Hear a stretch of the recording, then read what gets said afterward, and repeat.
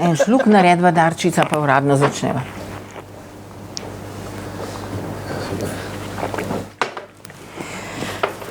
Spoštovani, lep, prijazen, dober večer. Danes se je preselil v Ljubljano Maribor, kajti prišla je njegova imenitna novinarka Darka Zvonar Predan, ki jo vsi večerovci poznajo že 20 leti, da ne rečem več. Poznamo te pa tudi v Ljubljani. Moram reči, da me veseli, da sem s teboj, kajti nikoli ne bom pozabila tvoje imenitne diplomske naloge, ki je bila posvečena enemu največjih novinarjev slovenskih, kar smo ga kdaj imeli. Morda bi v njegov spomin rekla, draga Darka Zvonar Predan, kakšno besedo? Jaz da povem o njem. Ja, sam kakšno besedo njemu v spomin, ker se mi zdi, da je to lepa priložnost, ker ga ne smemo pozabiti nikoli. No, zdaj si mi pa vzela besedo z jezika, ker ravno za to gre. Mislim, da Ivo Štandeker, novinar Mladine, ki ga tukaj smo vsi dovolj stari, da ga poznamo in smo ga brali. Mislim, da bi si zaslužil, da bi v zgodovinskem spominu ostal. In mislim, da se mu kar krivica pravzaprav godi, da se ga premalkrat spominjamo, da se ga premalkrat spominjajo tudi njegovi najtesnejši sodelavci, nekaterih dobro ni več pri Mladini, so drugem, ampak vseeno, in da se ga premalkrat tudi Mladina spomni. Zdaj ne vem, koliko se ga spominja njegova rodna pesnica. Jaz vem, da sem se pogovarjala z ravnateljem tamkajšnje šole, on je tam hodil v osnovno šolo, da bi mu spominsko ploščo postavili. In takrat je ravnatelj rekel, da res in da res žalostno, da je še nima, ampak zdaj pa ne vem, ker tudi jaz že dolgo nisem bila tam, ali so to potem uresničili ali ne. Hvala lepa, Darka, ker se mi je zdelo, da če se pogovarjava o tvoji odlični knjigi Beograjski pogovori, ki so intervjuji so pa vedno spomin, spomin tistih, ki sprašuje, spomin onih, ki odgovarjajo, in vsaka knjiga je spominska dragocenost, ker jo lahko vedno znova vzamemo v roko čez 10, 20, 30 let, časopis ni tako priročen spomin. In hvala ti, da si Ivota Štandekerja se spomnila. Hvala ti še enkrat za tvojo imenitno diplomsko nalogo o njem in hvala ti, da lahko skupaj podelimo spomin na mladega, izjemnega novinarja, ki je umrl v tisti vojni, o kateri ti veliko sprašuješ, in je tudi nekako tvoje vodilo. Ampak mogoče bi za nas povedala najprej to standardno vprašanje. Ti si se odločila za študij sociologije, postala si pa novinarka. Kaj se je zgodilo, da si stopila v naše vrste? Mogoče nisi čist prav zastavila vprašanja, zato da se ni nepravilnih vprašanj. Vsa vprašanja so pravilna, ampak jaz sem ves čas od osnovne šole naprej govorila, da bom novinarka in sem tudi vpisala novinarstvo. Ampak v prvem letniku sem se zaljubila v Staneta Južniča, zaljubila v narekovaji. On mi je bil odličen profesor in tudi on je mene kot študentko nekako cenil in on je mene začel pregovarjati, da naj ne študiram novinarstva, naj raje študiram sociologijo. Ker boš novinarka vedno lahko je rekel. Da je to študij, ki ti več da je bolj analitičen. Tako je on govoril, oprosti manjca, ampak to so njegove besede. In vem, da je bil profesor Južnič tako šarmanten in vpliven, da te je prepričal, ampak v novinarstvu si pa vseeno in je bil tudi strašno razočaran, ker potem, da še izdam eno majhno skrivnost, je hotel, da bi bila njegova asistentka. Ampak jaz sem seveda še pred diplomo, ki se je pol zavlekla, šla takoj na večer in postala novinarka in potem sem šla enkrat delati intervju z njim in takrat sem videla, da mi je prav zameril to, da sem zapustila sociološke vrste, še preden sem postala diplosoc in sem ostala zvesta te svoji mladostni oziroma kar otroški želji. Ampak morda si pa tako dobra novinarka tudi zato, ker si študirala sociologijo, ki ti je pa dala neke druge temelje, ker dober novinar mora biti nekje na nekem področju res doma, ali je to družba, politika, ekonomija, matematika, medicina, vse in potem pa še pridobi novinarska znanja, veščinska, teoretična, tako da jaz sem vedno sanjala, da bi bil samo obe študij novinarstva, pa neka stroka, ampak pač obe, to bova spustili. Ja, to bova spustili, se pa strinjam, ampak ko že tako mi deliš komplimente, moram vrniti kompliment, ampak ne iz vljudnosti, resnično imela sem tudi super mentorko, če še ne veste, to mentorico, to je bila Manca. Ja. Ki so se obe dve klanjali. In tudi kar zadeva intervjuje, sem se učila od najboljših in tu je spet tudi Manca, ki sem jo brala, njene intervjuje veliko, preden sem te spoznala. To pa, gotovo. In midve nisva pravi Slovenki, ne bova se hvalili samo tukaj, ampak tudi, ko bomo šli, vedno povem to, tudi za hrbtom govorim enako. Kot meni v oči. Tako. Ponavadi je ravno obratno. Tako. Hvala lepa. Zdaj pa začnimo komplementirati oziroma gratulirati za tole knjigo intervjujev. Iz leta 2010 do 2014 je to tvoj jagodni izbor. Najbrž ni bilo lahko se odločati, koga v knjigo in koga ne. In kaj je potem prevladalo, da zdaj nastopa teh 13 junakinj in junakov v tej knjigi? Njihove zgodbe, ki so se mi zdele tako mešanica, izbirala sem potem, koliko so se mi njihove zgodbe dotaknile, in koliko imajo povedati o tistem času, ki smo ga mi vsi doživljali samo z različnih pozicij, koliko imajo povedati tudi o svoji karieri in svojem osebnem življenju, skratka, pa tudi seveda, koliko jih bralci poznajo, vse to so imena, ki jih mi poznamo iz tistih časov, pač, ko smo bili v skupni državi, eni so velike zvezde bili takrat, drugi so se nas pač kako drugače dotaknili. Kljub temu, da sta bila to prevladujoča kriterija, pač znanost osebe in pa zanimivost pogovora, pa se mi zdi, da sem zdaj, ko gledam nazaj, kako krivico naredila. Boš pa popravila mogoče. Ja, ampak če popravila bom, če bo... Z naslednjo knjigo tako, mogoče. To sem tak, načrtovala. To sem tudi omenila, ampak glede na to, koliko je tukaj poslušalcev, ne vem, če se bo to uresničilo, ker sem napisala, da je od bralcev odvisno, ali bo je šla še druga. Od bralcev k sreči. Bralk in bralcev, ne samo od poslušalcev, poslušalcev in poslušalcev. Upam, da je bralcev bo več, kot je danes poslušalcev, ampak je pa tudi to jagodni izbor, seveda. Tudi mi smo jagodni izbor. Draga Darka, predlagam, da kar vzameš knjigo v roke in da greva na to skupno potovanje od osebnosti do osebnosti in ti meni po spominu povej, kaj je tebi ostalo od teh ljudi in od teh pogovorov najbolj v spominu, potem bom pa jaz kot bralka te knjige povedala, kaj pa ostalo meni najbolj v spominu.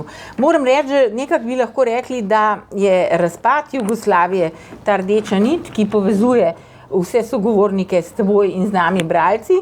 Potem zelo zanimivo je, da veliko govorijo o Titu, eni in drugi in tretji, in o komunizmu, seveda.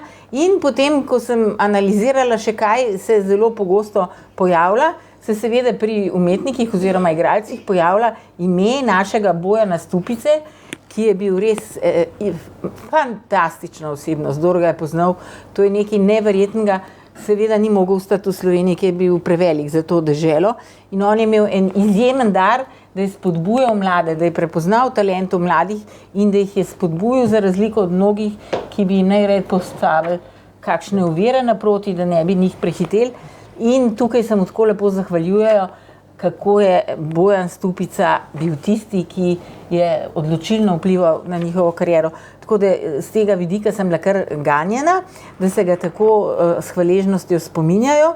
To je tudi značilno za beograjske pogovore. tam so živeli skupnost in še živijo skupnost, ki drug drugega podpira. V Sloveniji pa živimo individualizem, ki pogosto drug drugega zavira. Tako da to bi rekla nekako po tej knjigi, da to še bolj drži. Bi se ti strinjala? In to je tudi stereotipna oznaka, imamo tudi svetle izjeme, ampak več ali manj pa vsi stereotipi temeljijo na nekih resnicah družbenih. Ne? Ampak najprej tole o stupici, to me veseli, da si opazila.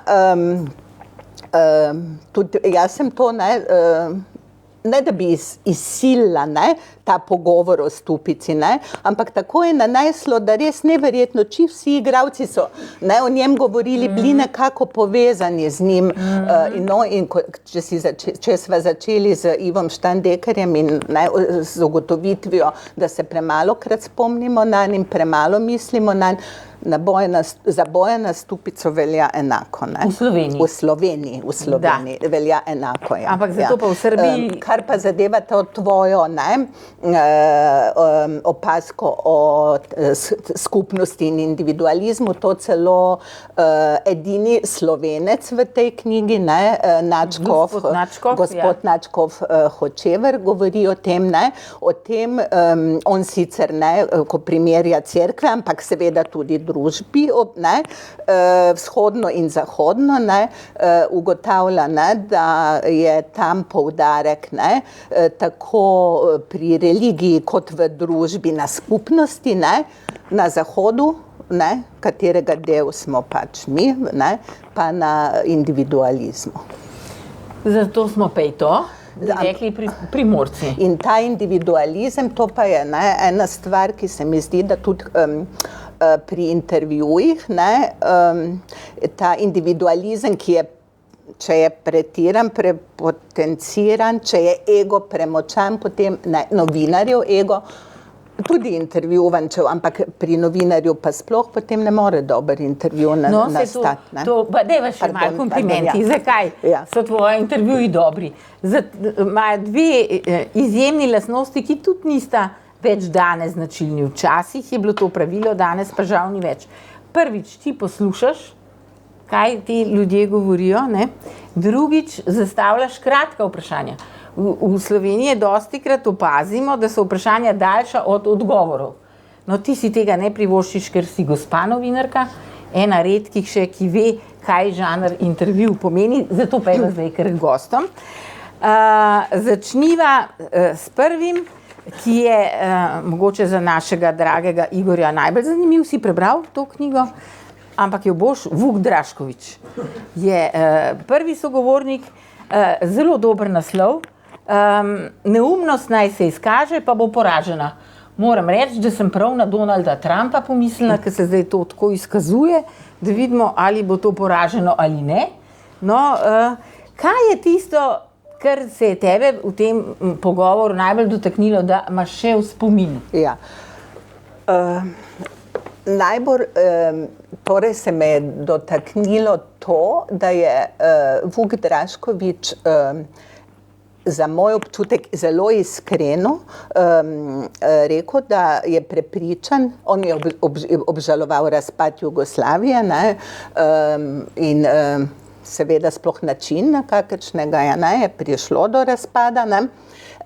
In obenem pa je rekel, da ta njegova izjava mi je najbolj ostala v spominu, da če bi beograjska, pravi čas, beograjska politična in intelektualna elita poslušali predloge, ki so prihajali iz Slovenije, začenši s tistim štafeto, če bi to poslušali, potem bi do tega razpada ne bi prišlo, vsekakor pa ne do vojne.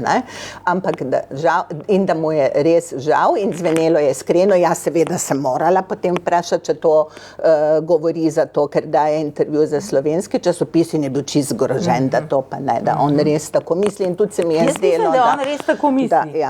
Res tako misli in potem je, kar sem si jaz zapomnila, je pa ta njegova definicija, ki nadaljuje to, tvoj spomin, ker pravi, Jugoslavija ni razpadla, Jugoslavijo so ubili. To je težka reč, ne, za premišljevati in zelo dober naslov za kakšno knjigo, ne.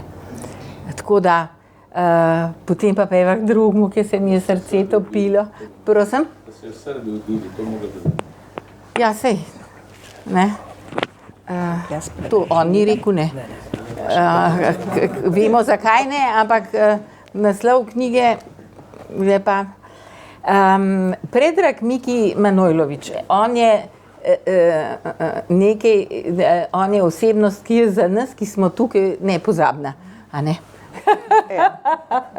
On je gospod igralec, on je gospod igralec, ti si se sploh osredotočila na gospode in na gospe, ker tvoji intervjuji zajemajo meščansko elito, lahko rečemo beograjsko, si tudi opisovala njihova stanovanja, prekrasna navade te meščanske, nekaj, kar imamo v Sloveniji zelo malo pravega meščanstva, v Beogradu ga je seveda veliko, od carja Dušana naprej so imeli čas, da so se razvijali, mi nismo imeli te tradicije, mi smo sinovi in hčere kmetov, no, in to so gospodje in gospe, kar vsi po vrsti. In Predrag Miki Manojlović, velik gospod, ne, neverjeten, kako je bil meren, tih in razsoden s teboj. Mi, ki ga poznamo po teh vlogah, ne, malo bolj komedije, bolj razbojniške ali šarmerje ali karkoli mu tega značaja ne bi pripisali, kar pomeni, da je res izjemen igralec, da ga je znal pričarati s svojimi imenitnimi vlogami, ne. Kaj pa je tisto, kar si pri njem najbolj zapomnila? No, sem da še povem, da je on tudi izjemno, res je gospod, govori tiho, galanten, vem, da je bil mraz, ampak ko sem odhajala, me je pospremil v sami trenerki, mislim, elegantni, ampak me je pospremil, tako da je res. Pri njem me je najbolj... Najprej mi je, že to mi je bilo zelo zanimivo, da je on otrok očeta, ki je srbsko-francoskega porekla, in da je zapustil, da je njemu postala Jugoslavija premajhna, že v začetku 80-ih let, takrat, ko še ni bilo na vidiku tega, kar se je potem zgodilo, in je že on takrat pustil Jugoslavijo in odšel v tujino. On je pravzaprav tudi eden redkih, ki je zunaj res naredil kariero, delal z Petrom Brukom, res to je res privilegij za vsakega igralca, da lahko s takim režiserjem. In zdaj pa, da se navežem na Petra Bruka, on je rekel, kako zna, da pozna samo enega človeka, ki zna tako svoj ego krotiti, kot ga zna Peter Brook. In da on se vse življenje trudi in uči, in nekako mu uspeva, da ta svoj ego kroti. In ko je govoril o tem, kako je rastel v igralski družini, ker njegov oče,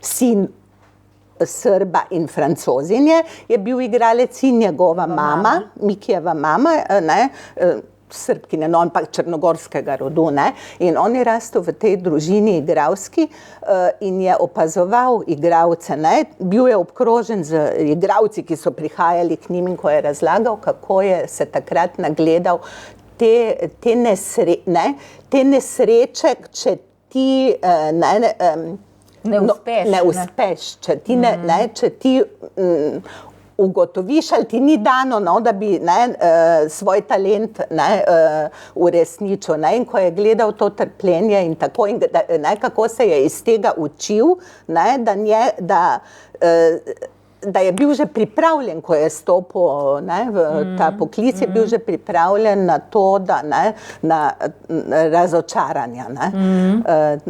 To mi je bilo tako Zelo realističen človek, Ja, v bistvu. ja. Pol ima pa še neko duhovno dimenzijo, ki jo pa vedva nista razvijala. Pravi, da njegov oče ni bil ateist, ne? In pol sem jaz Sara dovedna brala, kaj pa je bil in kako. Ampak to pa ne piše tukaj. Ne, on zase pravi, da ni ateist, ampak da tudi ne verjame v Boga, takšnega pač ne, ki ga rišajo, ne. Konstruirajo.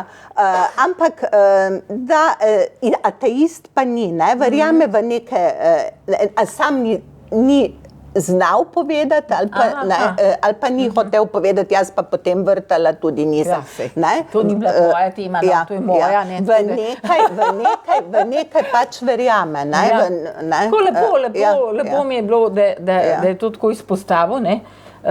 In da je tudi proti tej konstrukciji tega lika Boga, ne? Ki marsikoga povsem nepotrebno zasvoji. Dobro. No, čudovit je tale Miki Manojlović, drugič poročen, tukaj je bil sin, ne? Sin, ki je takrat je imel 8 let, zdaj ima malo več, to je že zdaj par let, ne? Sin, njegova žena, druga žena, ne? Manojlovićeva je tudi igralka in je zdaj šefica Jugoslovanskega dramskega pozorišča, tega gledališča. On je šel z njo v Pariz, ona je tam rodila z tega sinčka, ki govori oba jezika enakovredno, to mi je posebej poudaril, in je bil tudi zelo ponosen, ponosno je zvenel, ko je rekel, da njegov sin ne govori oba jezika, medtem ko on, Miki, seveda tudi govori francosko, ampak ga je učila njegova francoska babica in ni bil preveč vesel, je trpel, ko se je učil. Ampak prav mu je pa prišlo potem. Pogovarjala pa sva se tudi o nogometu. Ne samo, ne. V Srbiji se ne pogovarjati o nogometu. In ker si prebrala o njem, da je pač bil nekoč navdušen tvoje vprašanje, Crvena zvezda. Crvena zvezda Partizan in je rekel Crvena zvezda, ampak da je on zelo neobičajen navijač, ker tudi kadar je Partizan dobro igra, privošči, ne. To mi je bilo tudi všeč. Tukaj se vidi, kako je nekako uravnotežen. In pa to, ko je rekel, da je bil v Braziliji in je šel gledati tam tekmo in ena sama radost in veselje, nič nasilja, medtem ko tu pa takšno nasilje. In jaz sem pa bila še pod vtisom filma Striženje, šišanje, ki sem ga pregledala o teh srbskih navijačih, res grozen film, mislim grozen, dober, vidiš kako so ti navijači s politiko, mafijo, kako je to vse prepleteno, tako da sem še bolj prisluhnila temu. No in potem sem ga vprašala, ali je v Balkanu torej nasilje v genih in on je rekel, ne, v navadi, ni v genih, je pa navada. In potem na moje vprašanje, kako to navado preseči, opustiti samo z izobraževanjem. Ja, to mi je bilo tudi všeč, hvala lepa. Mi ni treba sploh ne ponavljati, ker že ti vse poveš. Ker to izobraževanje, to se mi zdi izjemno pomembno, da tako se zaveda in toliko širi to. Meni tudi, zato sem tu postavila piko in s tem končala intervju, ker mi je bilo res tako. Močno sporočilo. Dobro, gremo k naslednji junakini, ki je osvojila srca Ljubljančanov v zadnjem Mifu, Mirjana Karanović, tudi izjemna igralka. Krasen naslov, človek ne more vse življenje tako goreti, ker to je ženska, ki vse dela s strastjo, ampak vse življenje pa ogenj ne more tako močno goreti, razen če je to življenje malo krajše. Kaj pa je tebe pri njej tako? Ona je tudi tako presunljivo povedala, da človek, ki gori, ne more imeti še otrok pa vsega tega, ker ni prostora, če se tako posvetiš pa vsem igri, kot se je ona. Ja, no, to me je zelo se dotaknilo, ampak ko si rekla, da je osvojila zdaj srca Ljubljančanov na Lifu, jaz imam jo na sumu, ker v intervjuju jo vprašam, kaj je njen naslednji projekt in pravi, da nekaj piše. In da ne bo povedala, kaj, da je pisala ravno scenarij, se ga ni sama, še ga je z nekom, ampak da je takrat ravno začenjala ta film Dobra žena, pa ni hotela o njem govoriti, ker je bil še v povojih. To jo imam na sumu, nisem pa potem preverila. Drugače pa to, ta ženska komponenta v njej, to, ko je govorila o tem, kako, pravzaprav jaz sem jo izvala, ker sem malo pri tem bila pri Miri Stupici, ki je žal ni v tej knjigi, ona je ena izmed teh, ko se mi zdi, da sem je naredila krivico, ampak res pa je, da ona, ker je že doživela, zdaj je tako že pokojna, ampak takrat je doživela nekaj kapi in je bila sicer čisto okej, ampak ni se mogla več tako koncentrirati, da bi bil to klasičen intervju, vprašanje, odgovor, in potem sem napisala zgodbo, in mogoče pač to so pač intervjuji, tudi zato ima malo lažjo vest, da bi jo nisem vključila. No, ampak Mira Stupica mi je takrat rekla, da zdaj, na stara leta pa hčerko in vnukinjo,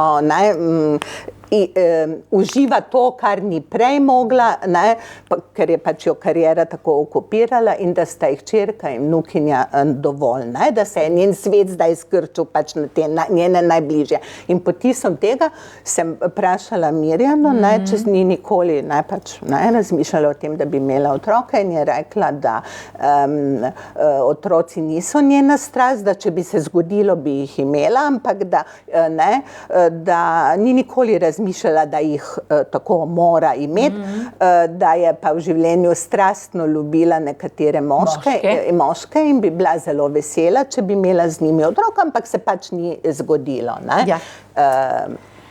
In potem seveda na to te strastne ljubezni je potem tudi še rekla to, da zdaj v teh njenih že zrelih letih seveda še vedno ljubi, ampak zdaj pač bolj na drugačen, bolj umirjen, manj strasten način, ker človek vse življenje ne more tako goreti. Čudovita ženska, lep intervju in potem za ljubitelje glasbe Kornelije Kovač. Vse življenje sem bil svoboden. Wow! Močna izjava, upam, da to drži. Tudi jaz. Tudi jaz. Kaj pa te je v tem pogovoru? Torej, svoboden, on je bil res, vse življenje, ni bil nikjer v službi, in pa tudi svoboden v tem smislu, da ni nikoli se s politiko pečal.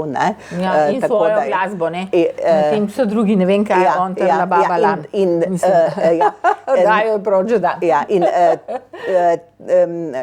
tudi pri glasbi, tu mogoče ni bil čisto svoboden, ampak skozi ves intervju je on tako hotel mi dopovedati, kako se ni nikoli skomercializiral do te mere, da bi se odrekel tej svoji umetniški svobodi. Kljub trla baba lan, ki za njega ni prava umetnost, ali pa tudi za Lepo Breno je napisal Cile sitni. Vse to ga tudi v intervjuju sprašujem, ampak on to pravi, da to sploh ni nobena narodnjaška pesem, da je to pop. In da ni on zakrivil turbofolka. In tako. Drugače pa mi je bil zelo zanimiv, ker je živel, on se je rodil v Subotici, je v bistvu sin Madžara, vojvodinskega in Srbkinje, in je študiral pa je v Sarajevu, tako da je, ker v Beogradu ni bil sprejet, in je govoril o tem, kako so ga takrat v tistem Sarajevu, ki je bilo tako odprto in sprejeli kot Madžara, ki prinaša svojimi geni in nekaj novega in to glasbo, v kateri se ti njegovi geni poznajo. Tako, to mi je bilo, tako. Mene se je tudi to dotaknilo za koliko ljudi, tudi za Slovence, kaj sem imela, Aleš Debeljak in tako naprej, Boris Novak. Za vse te je Sarajevo ena matrica odprtega multikulturalnega prostora, ki jo ne bomo pozabili nikoli, ne. Tudi jaz sem rada hodila v Sarajevo prav zato, ker je bila ta raznolikost tako lepa kot en cvet z različnimi barvami. In zdaj pa tako hudo. No. Je pa tudi to, ko pa je šel potem ker je šel v 90-ih letih v London in v Madrid, pa tudi mi je bilo zanimivo, kako je dal vedeti, da je zelo težko, tam v tujini zelo težko glasbeniku uspeti in kako je vse naravnano na ta splošen okus, splošen okus, to, kar pač poslušajo, ta ciljna mlada populacija, tako moraš pisati, če tako ne pišeš, prideš nazaj. V osebnem pogledu pa mi je bila zelo zanimiva ta njegova zgodba z ženo, bivšo in pokojno, bivšo zato, ker sta se ločila in potem je pa še je umrla, ko mi je pripovedoval, da je bila odličnjakinja, Vukovka rečejo, oni to so same petice, odličnjakinja, ki ga je spoznala, v domu mladine, ko je nastopal s Korni grupo, se zaljubila v njega, naredila iz ljubezni v 3. letniku je bila gimnazija in je naredila še 4. letnik. Da se je lahko poročila. Da se je lahko poročila, se je odpovedala študiju stomatologije, hotela je študirati stomatologijo, rodila takoj 2 hčerki in kasneje še eno. Potem pa je ga spremljala v London in v Madrid, ampak nikjer ni bilo dobro. In potem je skozi potovala nazaj. In potem je njun zakon razpadel. In tako si je ostalo med vrsticami, ampak ena velika žalost. Tako sem. Gotov. Tlele sem pa jaz bila zelo žalostna, ampak hkrati pa še nisem brala, da bi nekdo o samomoru tako jasno in lepo govoril kot Branka Petrič-Fehmil, tudi Vukovka, prva Vukovka, mislim, da prva generacija, tudi hvaležna Stupici, žena Bekima Fehmilja, Bekim in jaz, ljubezen je bila najina stalnica. Zelo presunljiv pogovor, Bekim se je ustrelil, ampak tako, kot ona o tem pripoveduje, se mi zdi, da bi se lahko učili od nje, kako sprejemati samomor, kako ima človek pravico, da se tako odloči, kako to pravico vzeti s spoštovanjem in dostojanstvom, in tako pač je. To je mene zelo presunilo in brez kakršnih koli občutkov krivde, pa zakaj, pa to mi je naredil, pa ne vem vse to, kar lahko ob takih zgodbah slišimo. Tudi ena velika gospa je Branka, izjemna osebnost. Kaj je tebe pri njej najbolj? Mene je torej, jaz nje moram priznati, nisem tako zelo dobro poznala. Zame ni bila zvezda, kot je bila za Beograjčane. In sem šla gledati v Beogradu predstavo Rojeni v ju, rođeni v ju, ki jo je delal sarajevski režiser Dino Mustafić, v kateri igravci različnih generacij, eni rojeni že po Jugoslaviji, eni pa globoko v Jugoslaviji, pripovedujejo o svojem pogledu na to bivšo državo, ki je ni več. In tam je Branka in je režiser zastavil predstavo tako, da o sebi govorijo, ne? O svojih pogledih in da tudi sami svojo zgodbo povejo. Ja, ne? In tam sem poslušala Branko in je pripovedovala zgodbo, ne seveda tako, ne, kot v intervjuju, tako detaljno in ne, moževem samomoru, ampak takrat sem prvič tako res postala pozorna na njo, ko niti nisem prevedla, da je bila žena, ne, Bekima Fehmija, ki smo ga pa res vsi poznali, ker on pa je naredil res, ne, z tega prostora vzhodnoevropskega, lahko kar rečemo, vsega največjo kariero, ne. In že sama njena, ta zgodba njuna, ne, ona Hrvatica iz Reke oziroma Novega Vinodolskega, ne, hči Hrvata in Srbkinje, ki je potem prišla v Zemun in tam, ne, potem se šolala in potem na akademiji spoznala Bekima, ki je bil Albanec, ne, njegovi so s kadra prišli v Prizren, ne, rojen pa je bil v Sarajevo in potem je oba Bojan Stupica, naš Bojan Stupica opazil in ju povabil, da bi delala z njim in potem sta se zaljubila in tako. In že sama ta zgodba, potem ta možev, še pred samomorom tudi to, on je bil res zvezda zvezd, on je s velikimi zvezdami svetovnimi igral, in je tudi z Avo Gardner in Branka tu v tem intervjuju, kako mi je ona pripovedovala o tem, da se je med njenim možem, Bekimom in Avo Gardner nekaj spletlo, ne, ampak on je to pripovedoval mož, ne, Bekim, leta kasneje in ona je samo rekla mu, joj, glej, Bekim, jaz bi bila še hujša od tebe.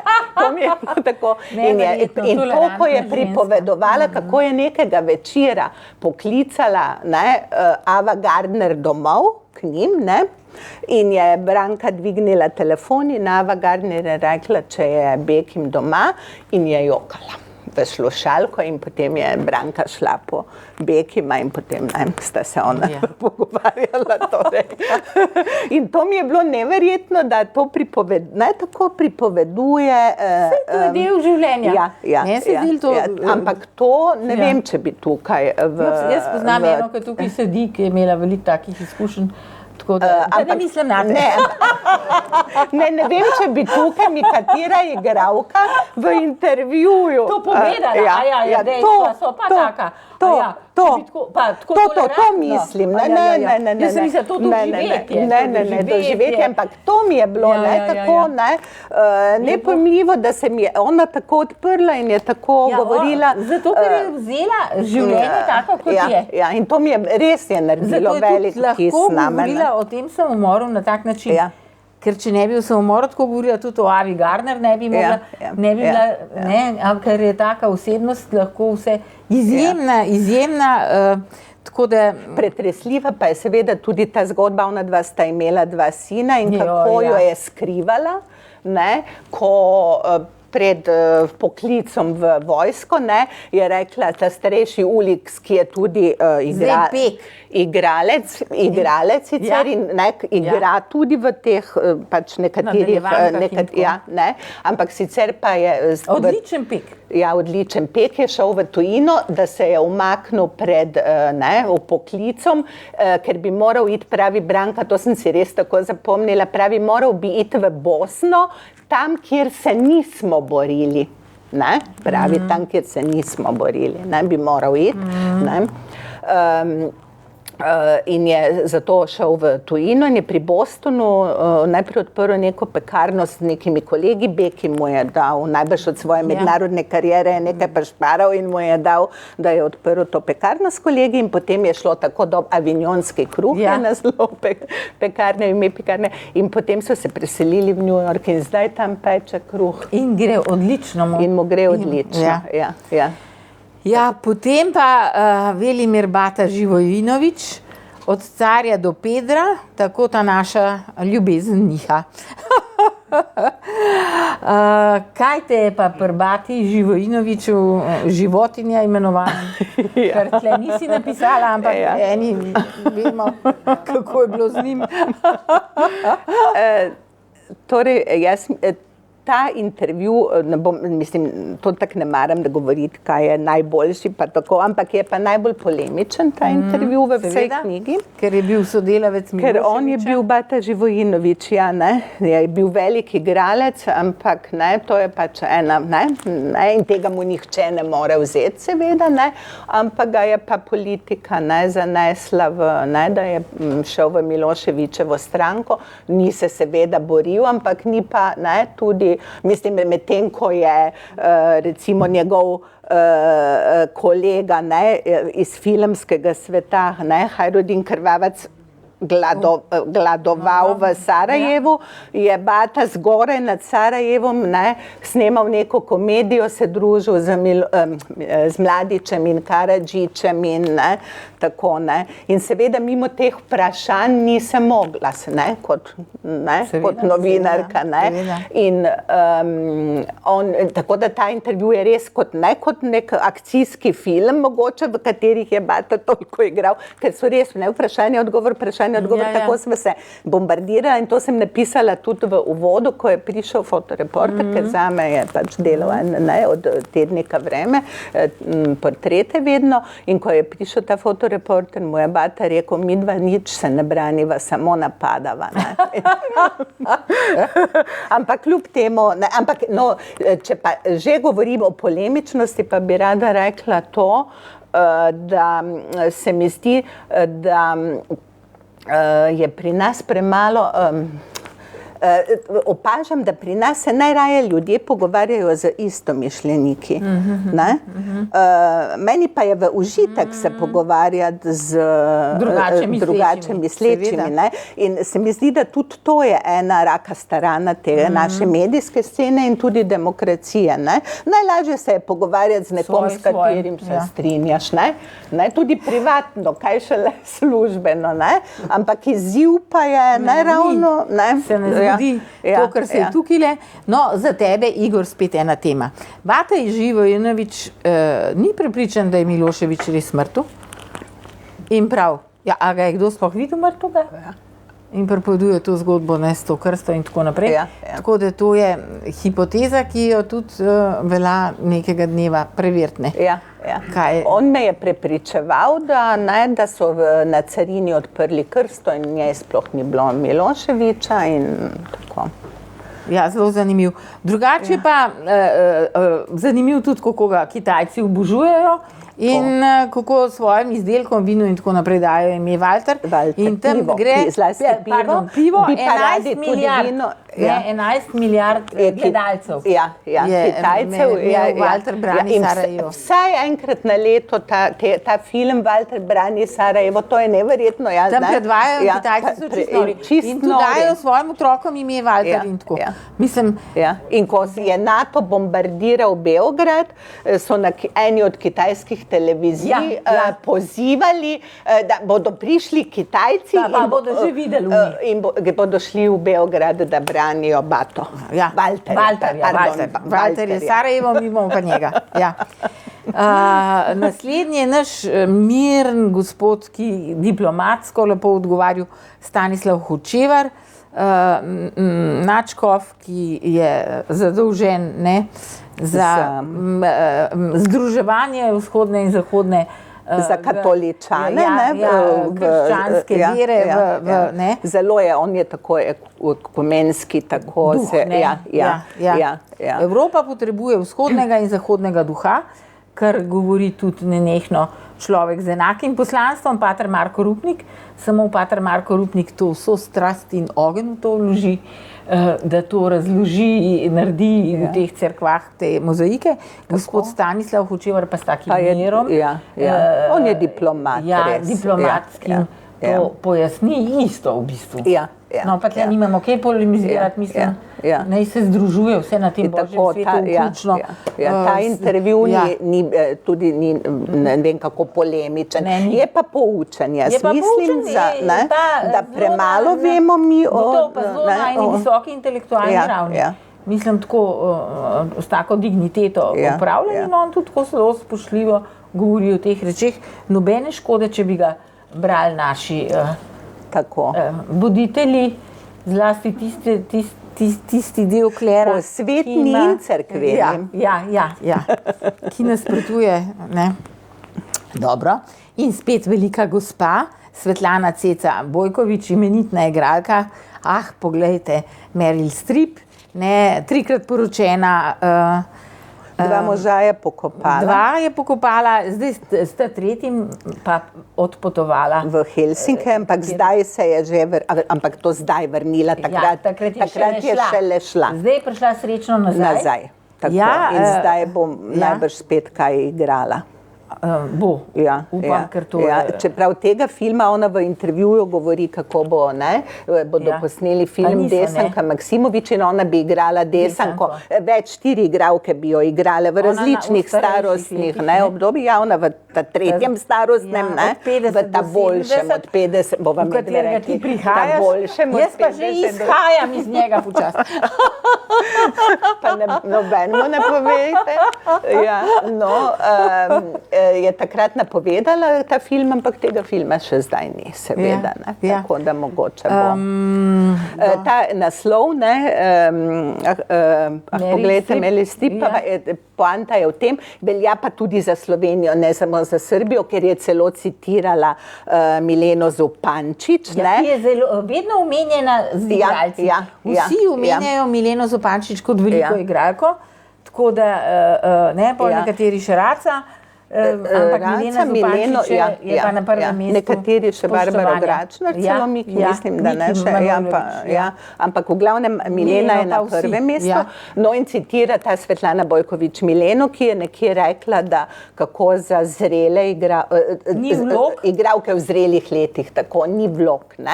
In potem pravi Svetlana, pravi niti v Sloveniji, kaj šele v Srbiji, je rekla. Potem jaz rečem, pa sej ne zunaj, mislim, na zahodu tudi ravno ne padajo zrele, tako vloge. Je rekla, poglejte Meryl Streep, kako ona kakšne vloge dobiva. To ta naslov. Drugač pa je lepotica znana, ta igralka, ampak tudi je fina meščanska gospa. Ki pa, ko se sprosti, zelo je lušna in zelo mastne vice zna pripovedovati. In je tako, ona je namreč edina od teh, s katero sem jaz res tako se prijateljica, ampak prek nekih prijateljev sem postala prijateljica, tako da res jo, tudi zasebno sem zelo dobro spoznala, zelo fina, duhovita, pametna in zanimiva, ampak v zasebnem življenju zna biti tudi drugačna, kot pa na odru. Ali pa v intervjuju. Dobro. Naši športniki tukaj sedeči se bodo veselili Dragana Džajića. Velika nogometna zvezda in po naslovu tega intervjuja največje presenečenje zame so Slovenci. Si dala tudi podnaslov te knjige, tako da sem pripeljala Slovenijo, Slovence na platnice. Na platnice, ker je naša nogometna reprezentanca je bila pa res presenečenje za Džajića. Zlasti pa Maribor, to že moram povedati. Naše Maribor, ga popolnoma presenetil. Res pa je, da ga ni presenetil samo NK Maribor, nogometni klub, ampak da so ga presenetile tudi tiste demonstracije upor proti Kanglerju, tisto nasilje, ki pač so ga kazali tudi po njihovi televiziji. On, ki je en tak miren gospod in tak in v Sloveniji imam tako pač neko posebno mnenje, kako je tu vse štima in tako ga je to tudi zelo presenetilo. Drugače pa vedva sta kar veliko eni aferi posvetila, kar ne bomo mi zdaj hteli, ne. In to se pa ravno izkaže, kadar dela človek knjigo, ne. V knjigi ostanejo tiste reči, ker so zelo človeške, pa zelo univerzalne, kot tudi v gledališču, filmu in posod. Če pa gre za eno afero, kot smo že vsi pozabili, kako afera imel ta Džajić, tam neke... Obtožili in obsodili so ga, da je igralce, preprodajo, ampak potem ga je predsednik Nikolić oprostil za to, da je prišel reševati ta klub Crvena zvezda. Ti si pa rekla, če vas pa ne bi oprostil, bi pa lahko na sodišču dokazali svojo nedolžnost, on pa je rekel, on je velik, viš, ko sem se na pamet naučila. Bravo. Ja, kaj češ, ne? On je velik predsednik, velik človek, če me je on pomilostil in tako ne. No, dobro, greva potem Dušanu Kovačeviču, ki ga tudi vsi tukaj poznamo, izjemen dramatik, maratonci, kaj vse te, kako to tam opeva. Balkanski špion. In tako dalje in tako naprej. To je, če bi on živel v Ameriki, bi bil milijonar. Ja, tukaj pa eno skromno življenje. In kako, prvič mi je bilo neverjetno, z kako malo denarja so te filme, v intervjuju pripoveduje vse te kultne filme, da tako rečem, ki so zunaj doživljali uspeh, velik, s kako malo denarja so jih posneli, pod A, pod B pa to, kako ni on od tega nič dobil. Niti enega dinarja. Ja, ker je moral on pravi, po tistem socialističnem redu si se ti moral odreči s pogodbo, avtorskim pravicam, da jih ima filmski center, producent. To podjetje pa je propadlo, oziroma ga je kupil neki Perica gradbenik, pa ga prodal Jovici, in kako na koncu se sploh ne ve več, kdo je zdaj lastnik, in da je to tudi, če bi hotel, zdaj kaj izterjati, je to nemogoče. Ker ovo je od ono, ko ima onu in tako. V političnem smislu pa mi je bilo zanimivo to, da je on v bistvu rojalist, oziroma on je bil prvi, ki je dočakal Aleksandra Karadžordževića, ko je prišel v Srbijo, ko se je vrnil v Srbijo, in on je prepričan, da Kovačević bil, da če bi kralj vladal, ne pa Milošević, bi se zadeve čisto drugače iztekle. Vsaj takrat je bil prepričan. Vidiš, da imajo še kralje. Meni je bilo tudi zanimivo, kako je rekel, da je to pisanje njegova psihoterapija, da je zato to pisal, da je... In seveda o Titu sta se veliko pogovarjala, ampak ta modra misel mi je pa ostala, to je sicer pregovor, ampak se ga velja zapomniti, ki si ga dala tudi v naslov. Ko vstopite v napačen vlak, so vse postaje napačne. A ni super? Prav, ne vstopiti v napačen vlak, če se le da. No, potem pa Toma Fila, prijatelj od našega prijatelja. A se poznata, Igor? Ne! Ja, to pa, mislim, pa tako ne zna njega, ki je bil odvetnik Jovanke in kakšne napevtle ostane to do lancu. To pa ne bova prepovedovali, ker to pa ni za javnost. Ne vem, če je za javnost. Kdor hoče vedeti, kaj se je počel, ostane do lanc in te naj prebere, naj kupi knjigo in prebere. Kaj je počel Ribičič in drugi naši politiki, naj kar lepo kupi knjigo in bo vedel, za koga Jovanka... In kako je prisluškovala Udba, ampak zato tebi ni treba kupiti knjige, Igor. No, ampak Fila je izjemen lik, ki smo ga pač vsi novinarji poznali, že njegovega očeta, ker to je sodilo pod novinarsko izobrazbo, da si poznal to odvetniško družino. Drugi lik sem pa izpustila, tudi enega odvetnika Srdža Popovič. To pa je škoda. Sem naredila intervju in ga objavila, ampak ga ni v tej knjigi. Ampak to pa je malo kriv založnik Dušan, ker je rekel, da je knjiga že predebela in da bo predraga, če bo potem še bolj predebela. Dušan. Dobro, gremo pa mi naprej k nam vsem ljubemu Ljubiši Samardžiću, ki je tako ena taka plemenita duša, ne. Mislim, da ga ni človeka, ki ne bi imel Ljubiša Samardžića rad, ne vem, jaz ga ne poznam, ne. In nisem mogel poslati sina nad svoje gledalce, tudi presunljiva zgodba, kako obraniti sina pred vstopom, ne, pred poklicom v vojsko. Ja, pa še umrl je potem en sin, skratka. Ta isti sin, on ima sina in hčerko, sin je umrl, sin pa je najprej ga je rešil pred vojsko, tako da je šel, ne, Ljubiša Samardžić je pa le Ljubiša Samardžić, ne, to moram reči, da Srbi imajo pa neskončno spoštovanje do igralcev, to pa je, no, o tem govoriva Svetlana Bojković, ne, kako to pa res, to, ne, neverjetno, in ko tam igralec umre, to se množice zgrinjajo na pogreb, množice, to so res tisoči in tisoči. Peter Kralj, nekaj umrl je rekla.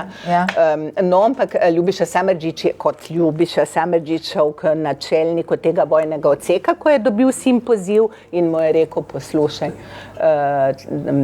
prosim, da ne pošiljate več mojemu sinu, zato ker jaz imam gledalce po vsej Jugoslaviji in jaz ne morem poslati sina nad svoje gledalce. Ampak seveda je potem sina, ne, vseeno ne, ni vedel, ali bo zaleglo ali ne, in je potem sina na Madžarsko odpeljal, ne. Potem je pa za levkemijo. Potem pa je umrl za levkemijo, ja. On pa je, ko je posnel film Nebeška vaba, je ta film so odkupili, je šel na berlinski festival in tam sicer ni dobil nobenih nagrad, ampak so ga opazile tuje televizije in sta ga dve, angleška in nemška, menda odkupili. V glavnem je dobil kar lep denar za te avtorske pravice, da sta televiziji ga predvajali in je ves denar poslal v London za sinovo zdravljenje, ampak ni pomagalo, ne? Ni pomagalo. Ja, zelo presunljiva, drugače je pa Ljubiša Samardžić v Benetkah dobil glavno nagrado za glavno moško vlogo, kar je tudi velik uspeh. Tudi ko ljubko opisujete to prigodo, ker še sam ni mogel verjeti, ne. Ja, kako so se, In pa Milena Dravić, ne, takrat je bila tudi z njim. Puriša Đorđević. Puriša Đorđević. Izjemen film. Drugače pa mene se je tudi zelo dotaknila ta njegova družina, oče Rudar, kjer tako gojijo to solidarnost in solidarnost tudi v družini in med družinami. In on je poročen z eno in isto žensko že pol stoletja. Ki jo je spoznal, čeprav je ne Srbkinja, na Bledu, prosim. Kjer bosta, a sta šla pol na Bled v 50-letnici? Vidiš, tega pa ne vem, ampak Bled je v njegovem srcu, ne, seveda, ne, in je rekel, da bosta šla, nisem pa potem preverjala, ali sta šla, jo je pa spoznal tako, da je ona bila sestro, on je nesel neko pismo, on je na Bledu nekaj snemal z Miho Balohom. Pa dekle je že imel tudi takrat. In je nesel pismo na pošto dekletu in tam je bila neka lepa črnolaska s sestro in sestra je rekla, glej, Ljubišo, ker je že on bil kar, vsaj mala zvezda, če že ne velika takrat. In on je sam slišal, ker je ta sestra, ta lepa črnolaska, je tej sestri dala za ušnico, ne, da kaj bo gledala. Ne, On pa je potem stopil v akcijo. Ne, nekaj časa ga še ni. Se je moral zelo potruditi. Ni ona bila takole na zvezde. In tako ga je osvojila. In drage ženske, to je najboljši način za osvajanje moških. Nešljivi. In on bo tako presenečen, kako je to možno. Ne? Poseben taki, ki so bili navajeni, da so vse za njimi letele, potem pa ena ne leti, preizkušena formula. Zdaj imamo pa zadnjo zvezdo tvoje knjige, Mileno Dravić, ki jo tudi vsi poznamo, je tudi igrala v Sloveniji, naredila nepozabne vloge, ki se pa jezi, tako kot Milena Zupančič, ne, da pa nas ni dovolj vlog za starejše gospe in si dala luška naslov, ste že slišali kdaj za upokojeno Sofijo Loren? strašno je jezna, ne, če bi reče kdo, da je upokojena igralka, ne, ona sicer ima pokojnino, ne, ni pa upokojena. Ste že slišali, kdaj za upokojeno, ne, Sofijo Loreno, ne, in res ni upokojena, ker še vedno igra, ne. Medtem je njen mož že umrl, Dragan Nikolić, od tistega časa do zdaj, ne. O njem je veliko govorila, ne, zelo... Velika ljubezen. Res, ja. Drugače pa je igrala mamo Breda Pitta. To je pa posebna zgodba, ne, kako je srbski režiser Boža Nikolić je v Ameriki, ne, delal nek film, pa sem pozabila, nekaj s soncem je naslov, dobro, okej. In tam je, ne, glavno, in posnemali so po Črnogorskem primorju, ampak naredili so v Ameriki audicijo za mladega igralca, ki bi igral sina Milene Dravić.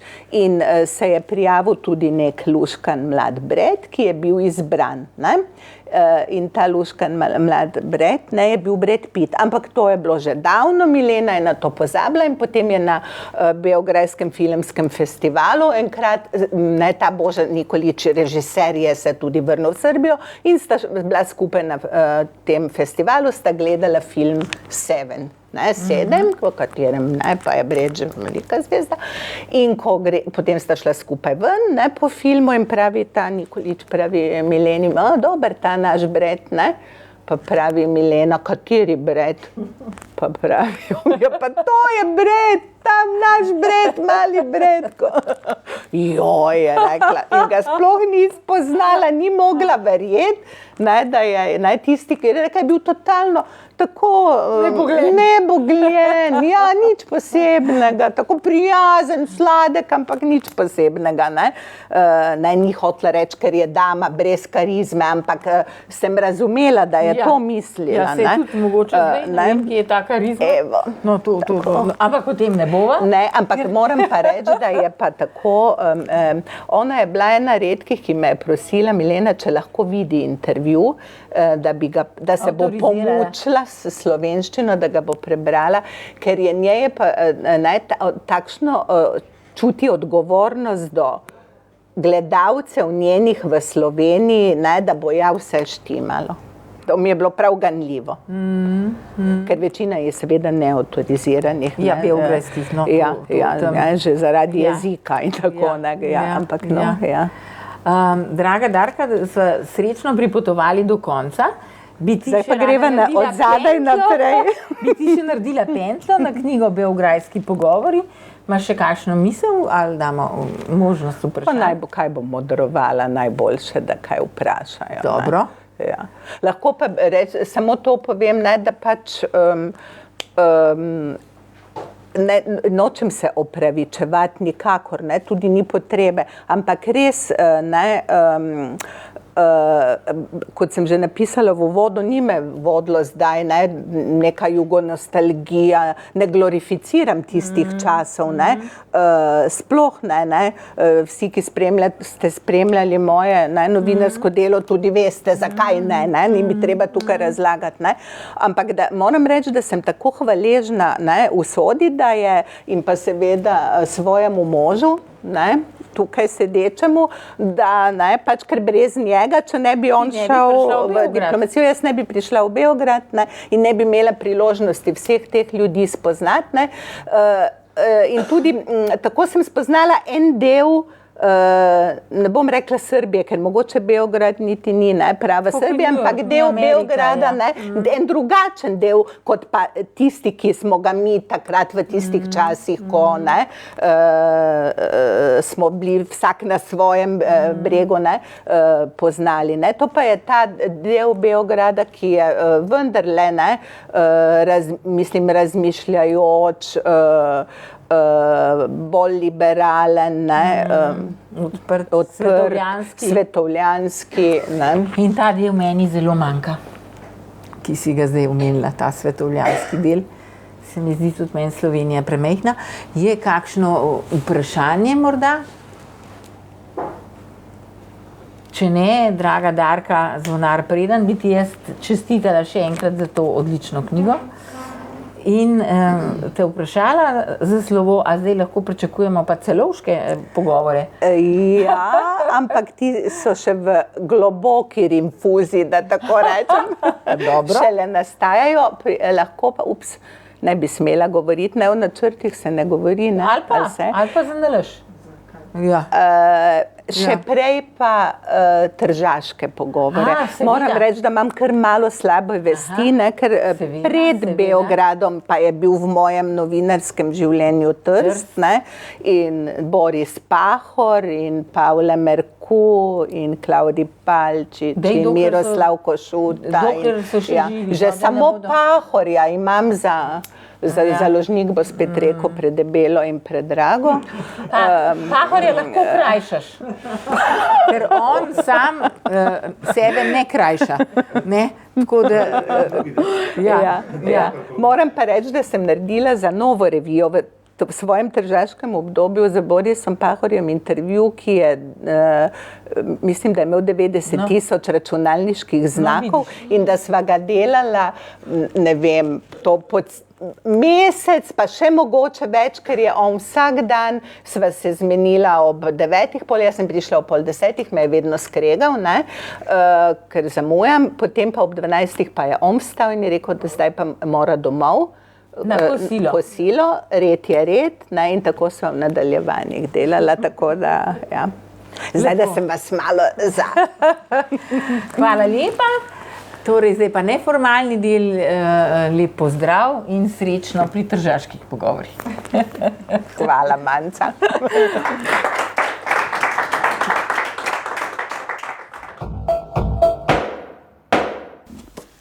Dobro, da sem si nohte nalakirala. Ja.